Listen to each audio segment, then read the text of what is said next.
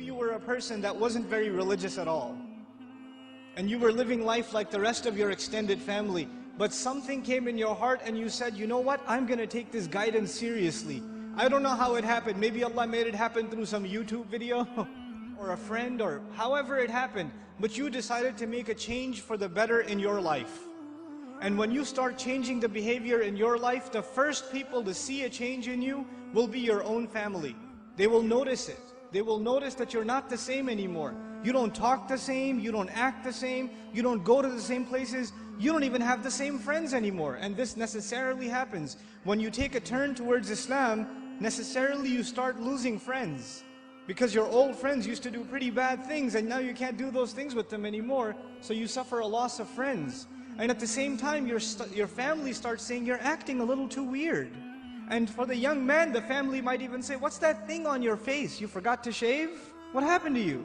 And the girl starts wearing hijab and the family might even be in shock. And this is a Muslim family, mind you. They'll say, take that thing off your head. You're going to go out to the wedding looking like that? I can't sit in the car with you like that.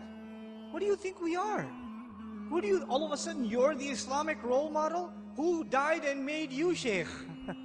That all of a sudden we should be looking up to you. Remember what you were like last year, man? You were the party animal. Now you're going to go make salah? Yeah, seriously, please. We know what you're really like. In other words, not only have you lost your friends, from your family you get the nastiest kinds of sarcasm and criticism. All the time, all the time. Every chance they get, they say something to you.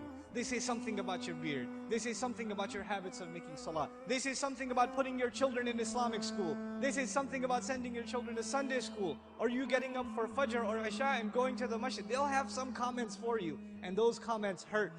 They burn pretty good.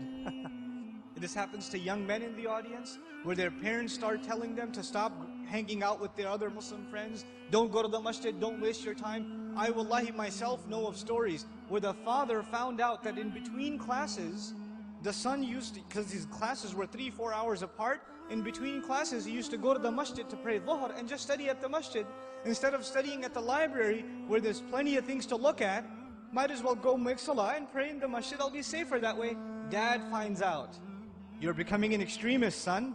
And what is the extremism in the eye of the father? That the boy is making salah in the masjid. That's extremism for him. SubhanAllah. Muslims themselves, you think non-Muslims are averse to Islam? Have you seen what Muslim families are doing to their own? What parents are doing to their children?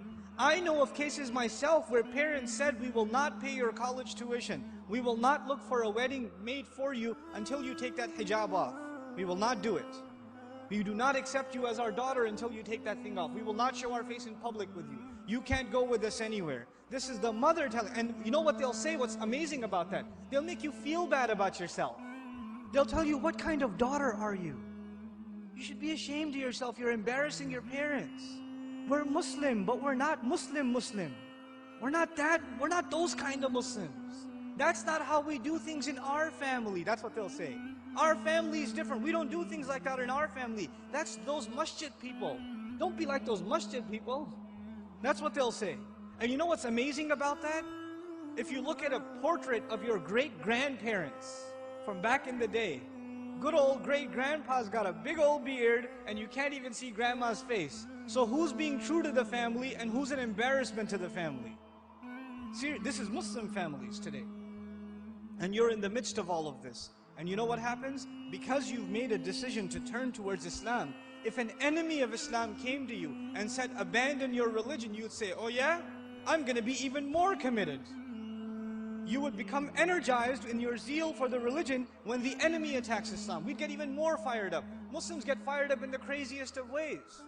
Somebody draws a cartoon about the Messenger ﷺ and Muslims go crazy and they'll burn some other guy's car up or break somebody else's because they're really angry. But we get fired up when something happens, something questions the dignity of our religion, even if it makes sense or doesn't make sense. But when your own family comes and says, look, I love you, I'm worried about you, I don't want you to become this way.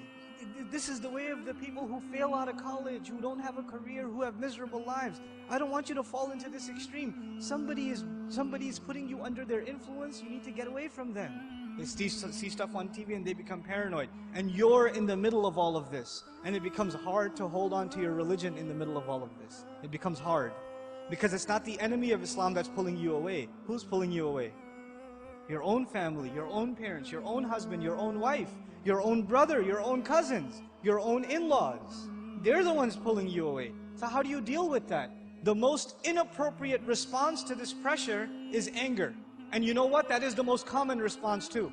Your parents start yelling at you for growing the beard, and you're a young, hot-blooded guy. What do? Oh yeah? It's the sunnah. You can't tell me what to do. You're following culture, and I'm trying to follow Islam, and you slam the door in their face. Way to go. Because that's what Allah wants you to do, yell back at your parents. And they're just they're talking about your beard. What was Ibrahim's father talking about, alayhi salam? Was he talking about something small or something big?